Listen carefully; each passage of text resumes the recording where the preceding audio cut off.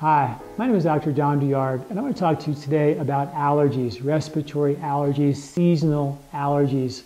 What causes allergies and how can we fix them? We know that stress is compromising for the immune system. We know that a lack of good immunity is what generally causes allergies. Stress is processed through our intestinal wall. We know that 95% of our serotonin is produced in the gut. So when the stress is high, the gut gets irritated. When the gut gets dried out, you get constipated. When it gets irritated, it can produce loose bowel movements. It can inflame your intestinal tract. When the villi of your intestinal tract get inflamed, they cause a lot of reactive mucus that can bog down and proliferate bacteria, yeast in your gut and cause inflammation. That can compromise the drainage of toxins off the gut wall into your lymphatic system, which is on the outside of your gut wall. When that lymph gets congested, your immune system is now stuck in traffic. I wrote an article called "The Most Important Half Inch in Your Body," and it's the relationship between the villi on the inside of your gut wall and the lymph on the outside. Wherever you have skin in your body, you have an associated lymphatic tissue on the other side. If I was to get bit by a mosquito and a bacteria was to penetrate my skin, I have a lymphatic system waiting on the other side of the skin to pounce with white blood cells on that bacteria so I don't get infected. On the other side of my gut wall, where I'm most exposed to toxins and undesirable bacteria that can get through the intestinal wall, I have my lymphatic system waiting to pounce on any weird virus or bacteria that might actually get through. We also have lymph on the other side of the respiratory tract.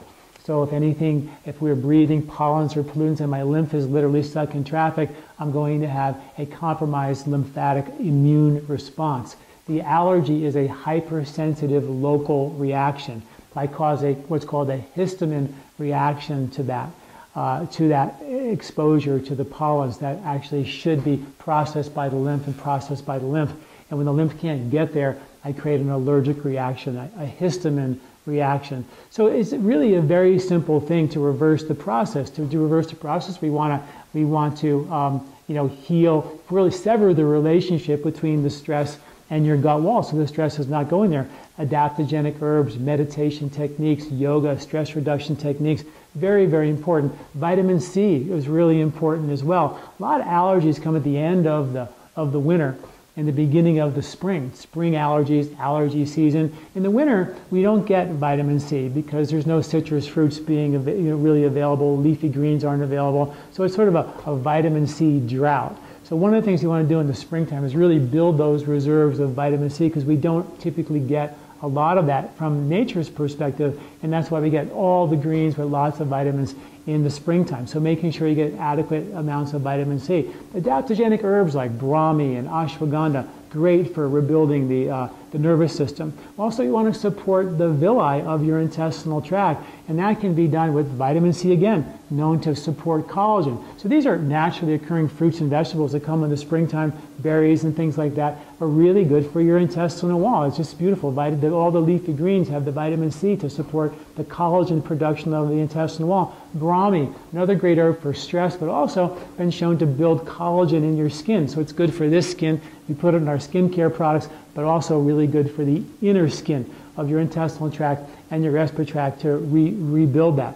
Then you want to support the villi of your intestinal tract, and that's going to be done again with vitamin C and also herbs like brahmi, but also the lymph on the outside of the gut wall is very important, and that can be done with herbs like mangista, one of my favorite lymphatic moving herbs. Herbs like rutin, which are in fruits and vegetables, which are naturally occurring. All the greens help get the lymph to move as well.